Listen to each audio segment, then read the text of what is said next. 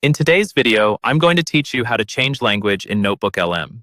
If you've been using NotebookLm and want the system to respond in a different language, maybe to match your native language or to practice a new one, the process is actually very simple. I'll walk you through it step by step, and by the end of this video, you'll know exactly where to go and what to click, so you can customize the output language to whatever works best for you. First, make sure you're signed into NotebookLm and you're on the main interface where you normally work with your notes or chat. Look toward the top right corner of the screen.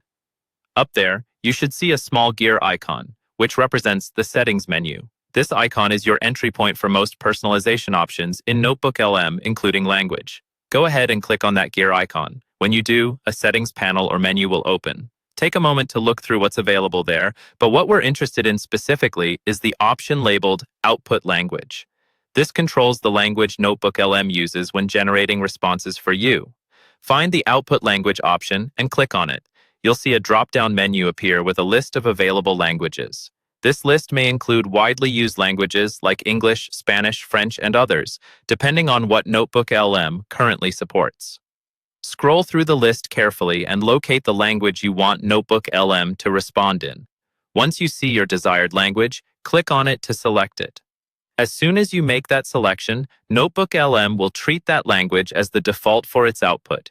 You usually don't need to hit a separate Save button. The change is applied automatically. To confirm that everything worked, you can go back to your notebook or chat, ask a simple question, and check that the response is now appearing in the language you chose. If something doesn't look right, or if the language doesn't seem to change immediately, try refreshing the page or briefly switching to another language and then back again. Also remember that this setting affects how NotebookLm writes to you, not necessarily the language of your existing content, so your current notes will stay as they are, and that's all there is to it.